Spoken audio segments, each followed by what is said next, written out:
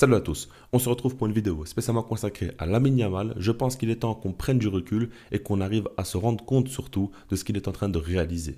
Parce que j'ai l'impression qu'on ne sait pas trop où se placer avec ce joueur-là. Est-ce qu'on doit banaliser tous ses records ou plutôt à chaque fois le souligner? On ne sait plus trop, on a l'impression que c'est déjà un joueur confirmé alors qu'il n'a que 17 ans, mais pourtant il a accompli beaucoup de choses dans sa carrière.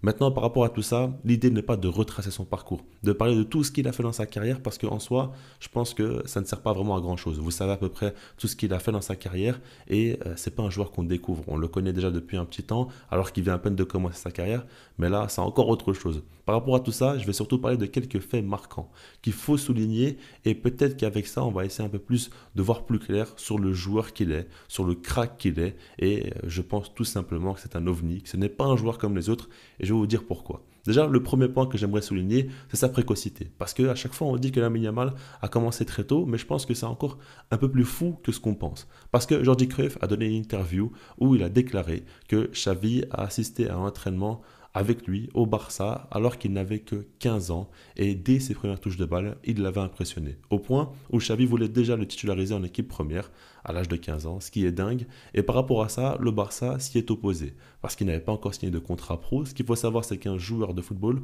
ne peut pas signer un contrat pro avant l'âge de 16 ans. Et donc le Barça avait peur qu'il joue en équipe première, que tout le monde le découvre et qu'au final, il signe un contrat pro ailleurs. Donc par rapport à ça, le Barça a demandé à Xavi d'être patient et d'attendre ses 16 ans pour qu'il joue véritablement en équipe première. Le coach catalan l'a accepté et a uniquement voulu le faire jouer un match de Liga pour qu'il explose le record de précocité en étant le plus jeune joueur en Liga à jouer un match, donc à l'âge de 15 ans. Et en plus de ça, il a pu aussi obtenir le titre de champion d'Espagne parce que le Barça avait remporté le titre cette saison-là. Et ce qui est fou quand même, c'est qu'à seulement 15 ans, il avait déjà fait une très bonne entrée. On se rappelle d'une occasion de but créée pour Ousmane Dembélé qui s'était complètement raté, mais globalement, quelques passes, notamment des pichenettes au-dessus de la défense, assez impressionnantes. Et le Camp Nou avait déjà beaucoup apprécié ce qu'ils avaient vu. Et quand on regarde ensuite, Lamine Yamal a signé son contrat pro et donc à l'âge de 16 ans, il a pu jouer véritablement en équipe première. Et c'est là où il a très vite su s'imposer sous Xavi, sur l'aile droite. Il a pu directement impressionner tout le monde de par sa qualité technique, ses dribbles et ses actions impressionnantes où il arrive à faire de grosses différences individuelles. Au point où il est appelé avec l'Espagne et directement aussi il s'impose, il est décisif, il marque un but dès son premier match, il devient le plus jeune buteur de la sélection et quand on regarde ce qu'il fait sur le terrain aussi, c'est impressionnant. Mais ça ne s'arrête pas là avec le Barça en Ligue des Champions. Dans les moments importants aussi, il est décisif, que ce soit en huitième de finale face au Napoli ou en quart de finale face au Paris Saint-Germain. Ce qui l'amène à l'Euro 2024 où il va gagner le titre avec l'Espagne, il va être élu meilleur jeune de la compétition et il aura déjà des images très fortes avec ce but historique face à l'équipe de France en demi-finale alors que son équipe est menée au score et toutes ses passes décisives. Il est sur un record parce qu'il a délivré 4 passes décisives en une seule édition d'Euro. Dites-vous bien qu'il a fêté ses 17 ans la veille de la finale de l'Euro. Donc il a joué la plus grande partie de la compétition à seulement 16 ans. Et pourtant, il a été un acteur majeur de la compétition et de l'Euro de l'Espagne. Donc ça, c'est quand même dingue. Et puis, il va continuer avec cette nouvelle saison au Barça, un nouveau statut parce qu'il a été monstrueux lors de l'Euro. Il arrive avec Hansi Flick, nouveau coach, qui met en place un football hyper offensif avec des joueurs quand même qui arrivent à trouver une nouvelle forme, une nouvelle dynamique sous le coach allemand. Et Lamine Yamal va aussi se régaler. Il va être hyper décisif. Quand on regarde ses stats, c'est assez impressionnant. En 14 matchs, il a marqué 6 buts et délivré 7 passes décisives. Ce qu'il faut bien se dire, c'est que la saison passée, avec le Barça, toutes compétitions confondues, c'était 49 matchs joués pour les mêmes stats de buts et de passes décisives très exactement. Donc Lamine Yamal est beaucoup plus décisif de par le nombre de matchs joués et c'est ce qu'il faut surtout retenir. Parce qu'en soi, Lamine Yamal était déjà très fort dans sa première saison au Barça, mais la seule reproche qu'on pouvait vraiment lui faire, c'est qu'il n'était peut-être pas assez décisif. On soulignait surtout un manque de finition et quand il arrive dans cette nouvelle saison au Barça où il est beaucoup plus clinique, il marque davantage. Il a marqué autant de buts en 14 matchs joués seulement, on est à peine au mois d'octobre, ce qui est dingue. Et donc par rapport à ça, il pourra continuer à briller et à ce moment-là, il n'y a plus grand-chose qui l'arrête. La seule chose vraiment qui lui manque, c'est les stats et à partir du moment où il arrive à les avoir, eh ben là, on ne peut plus dire grand-chose et je pense qu'on est qu'au début de son ascension et qu'il pourra encore faire beaucoup plus. Quand on regarde même lors du Classico face à Kylian Mbappé, Vinicius, Jude Bellingham, c'est lui qui fait le meilleur match, c'est lui qui est décisif, c'est lui qui a marqué le but, à avoir une célébration aussi iconique. Donc par rapport à ça, on voit qu'il n'arrête pas d'impressionner match après match, peu importe l'enjeu de la rencontre. Et puis, quand on regarde au niveau des accomplissements personnels, il obtient le trophée Copa, donc le meilleur jeune joueur, plus précisément ceux de moins de 21 ans. Et donc, c'est le joueur le plus jeune à obtenir ce trophée. Ce qui est encore plus fou selon moi, c'est qu'il est huitième au Ballon d'Or.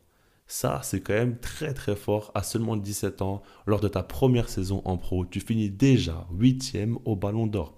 Rodri, qui remporte le titre, a déclaré lors de son discours qu'il n'a aucun doute que Lamine Yamal obtiendra son Ballon d'Or dans les prochaines années. Ce qu'il faut bien se dire, c'est que Ronaldo avait obtenu son Ballon d'Or à 21 ans. C'était donc le Ballon d'Or le plus précoce de l'histoire. Et Lamine Yamal est en chasse de ce record. Et vu comment il est parti, on se dit qu'il a de grandes chances quand même d'y arriver. En soi, c'est très simple. On n'a jamais vu dans l'histoire du football un joueur aussi précoce. Un joueur déjà démarré à l'âge de 15 ans, c'était quand même un record. En plus de ça, s'imposer au Barça à l'âge de 16 ans, c'était du jamais vu. Mais surtout, être aussi fort, être aussi important pour son club comme pour sa sélection, c'est dingue. Par exemple, l'Euro qu'il a pondu en 2024, eh ben, il y a énormément de grands joueurs qui n'ont jamais su réaliser une telle compétition. C'est fou, parce que si on compare aux joueurs de son âge, ben, il est vraiment à des années-lumière, mais si on compare aux meilleurs joueurs du monde aussi, il a son mot à dire sur pas mal de choses. Ça, c'est dingue. Et puis quand on regarde en soi, il y a les records, il y a les titres remportés, ok, mais il y a aussi ce qu'il propose sur le terrain. Parce qu'en soi, on compare beaucoup Lamine Yamal à des joueurs comme Léo Messi, comme Neymar. J'ai pas forcément envie de le comparer tout de suite à ce qui se fait de mieux dans l'histoire du football d'un point de vue technique, mais j'aimerais surtout dire qu'en tout cas, ce qui est sûr, c'est que par rapport à sa génération, par rapport à la génération actuelle, de manière globale, Lamine Yamal, selon moi, est le joueur le plus talentueux. Sa production sur le terrain est toujours très impressionnante. On voit que c'est un joueur hyper intelligent avec un QI foot surdéveloppé, un joueur qui sait énormément faire de choses sur un terrain, que ce soit utiliser son pied droit, son pied gauche, être le passeur, être le centreur, être le buteur, être le dribbleur. Il sait tout faire. À quel moment du match aussi le faire, ça il le sait. Et puis il nous régale. Visuellement, c'est un joueur très agréable à voir jouer. Ses prises de décision aussi sont impressionnantes. Une grosse personnalité, une grosse audace. Enfin, c'est Lamine Yamal quoi, qui joue sans la moindre pression. Et puis, jusqu'à présent, on voit que dans les grandes rencontres, à chaque fois, il répond présent. Et puis, il arrive même à se permettre de parler avant les matchs et d'assumer par la suite. Regardez par exemple Adrien Rabiot qui avait provoqué Lamine Yamal en disant que ça va être difficile pour lui de faire un gros match face à l'équipe de France en demi-finale de l'Euro. Il avait dit sur Instagram qu'il répondra sur le terrain et puis il met ce but historique. Regardez par exemple, notamment avant la semaine où le Barça a joué le Bayern Munich et le Real Madrid, donc Lamine Yamal, lui, avait fait une story où il avait dit qu'il était en mission. Au bout de ces deux matchs-là où il a été monstrueux, il remet un post qui dit que c'est une mission accomplie. Donc ce petit-là se permet même de s'amuser sur les réseaux en prévenant qu'il va faire de gros matchs et par la suite, il assume sur le terrain. Ça, c'est la marque des très grands. Après, bon, on sait très bien qu'un joueur comme Léo Messi n'a jamais voulu faire ça. Il est toujours resté hyper humble. Moi, je ne pense pas que Lamine Yamal est un joueur qui est vraiment égocentrique, qui veut piquer les autres. Je pense surtout qu'il a besoin d'avoir beaucoup de pression sur lui pour sortir le meilleur de lui-même. Et c'est ce qu'il montre. Ça, par contre, c'est vraiment la marque des plus grands joueurs. Et c'est là où il m'impressionne aussi. Donc, par rapport à tout ça, on a l'impression qu'il n'a pas forcément de limite. Maintenant, comme vous savez, dans le football, tout peut aller très très vite. Déjà, rien qu'une blessure pourrait freiner sa progression. Et vu comment il enchaîne des matchs à un âge très précoce, ça peut faire peur pour la suite. Mais ce qu'il faut se dire aussi, c'est que tout peut aller vite. En soi, il peut prendre la grosse tête, il peut aussi un petit peu se perdre, il peut se passer plein de choses. Maintenant, personnellement, je crois énormément en lui parce que je vois qu'il a sa tête sur les épaules, on voit qu'il est très très mature à son âge, il a un bon entourage, on voit aussi que d'un point de vue footballistique, il est hyper en avance sur les autres, mais il continue à travailler. À chaque fois, on voit qu'il montre d'autres choses dans son jeu, que ce soit au niveau de l'Euro où il a montré qu'il a une qualité de centre phénoménale, que ce soit avec sa saison au Barça où il a montré qu'il a une qualité de frappe en dehors de la surface très très bonne. Et après, par la suite, on voit que même face au Real Madrid, il montre qu'il a un pied droit aussi très bon, où il peut marquer d'une autre manière et pas simplement rentrer sur son pied gauche aussi. Il y a une chose importante aussi à mentionner, c'est que Lamine Yamal a déclaré que ça lui tient à cœur de faire toute sa carrière au Barça et d'écrire l'histoire de ce club. Et ça, c'est une décision assez forte. On voit qu'il veut s'installer sur la durée avec le club catalan. Donc déjà, il affiche très clairement ses envies. Et ce qu'il faut se dire, c'est que c'est un joueur qui fait beaucoup, beaucoup parler. On voit qu'il a une grosse valeur marchande. On voit qu'il vend énormément. C'est l'une des têtes d'affiche de pas mal de marques, dont notamment Adidas. Et il pourrait signer un énorme contrat dans un autre club avec un énorme salaire. Lui, il préfère rester au Barça. Donc, il a quand même beaucoup d'envie de faire de grandes choses dans ce sport d'un point de vue sportif et pas simplement ramasser de l'argent. Ça, c'est une bonne chose, mais surtout, ce qu'il faut prendre en compte, c'est que s'il se lie au Barça, il doit tout simplement assumer que sa réussite va dépendre aussi du club catalan.